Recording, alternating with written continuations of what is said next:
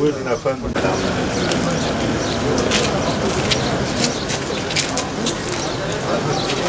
Abi nasıl? Hoş geldiniz. Teşekkür ederim.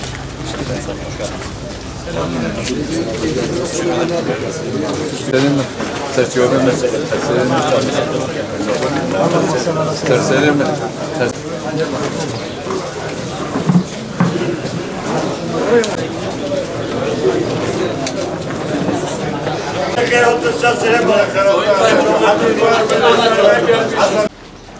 فاستقم كما أمرت ومن تاب معك ولا تطغوا تعملون بصير لا تركنوا إلى الذين الله من أولياء.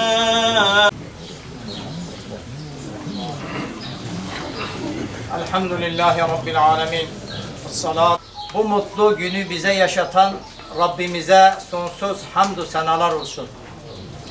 Resul-i Zişan Efendimiz'e sonsuz salatü selamlar olsun. Cudi Dağı'nın eteklerinde yaşıyoruz. Malumunuz Cudi Dağı Hazreti Nuh'un gemisinin bulunduğu, Hazreti Nuh'un insanlığı yeniden yeşerttiği, yeniden yaşattığı dağ. Bizler Hazreti Nuh'un torunlarıyız.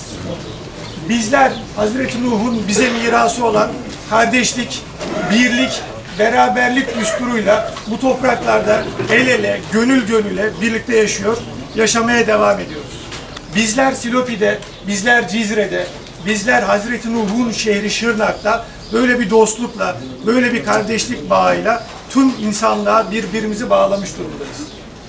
Ama bazen öyle oluyor ki kardeşler arasında bile sorun yaşanıyor. Benzer bir olayı maalesef 2004 yılında Silopi'de yaşadık. Unutmak istediğimiz, üzerine perde çekmek istediğimiz, bir daha görmek, yaşamak istemediğimiz menfur bir olay yaşadık. Bugün burada bunun en güzel örneklerinden biri için bir araya geldik. Bugün burada bunun en güzel tezahürlerinden birini yaşatmak için iki kıymetli ailenin büyükleri bir araya geldi. Bu geçmişte yaşadığımız menfur olayın artık üzerine bir sünger çekip yarına hep birlikte gençlere de örnek olacak şekilde el ele yürüyeceğimizi, burada sevgi, saygı bağlarını yeniden yeşertip yaşatacağımızı göstermek için bir araya geldik. Bunun için de yıllar içerisinde yılmadan, yorulmadan, iki aile içerisinde mekik dokuyarak emek veren önemli kanaat önderlerimiz oldu. Başta Haşim Bey'e ben huzurlarınızda teşekkür ediyorum. Her iki aileyi bir araya getirmek için bu kadar büyük gayret sarf ettiği için. Ona destek veren, bu süreçte alın teri döken herkesten Allah bin kere razı olsun. Çünkü emet ketin devre kvale pizde. Vallahi ve mahemiyat tek de hoşfav ve faşu nafaşi abi. Yani ricayş havat ki. Bila mahemiyat tek de hoş zaruyen fahabı. Aftişten hule çebi inşallah Kudu Teala hedi. Nekit ne madajı ne çebi. Yine bir serçavatı Kudu kıramazı. Değerli kaymakamımız, değerli önderimiz, Haşim Bey, hocamız bu konuda ellerinden gelen her türlü gayreti gösterdiler.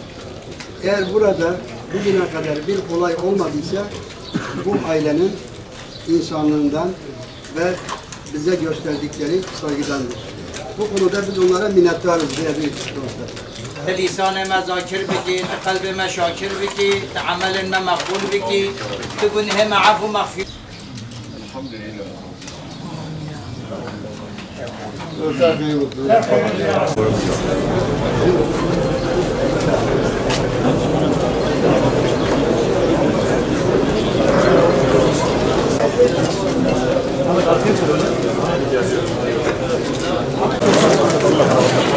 Çok minnettarım.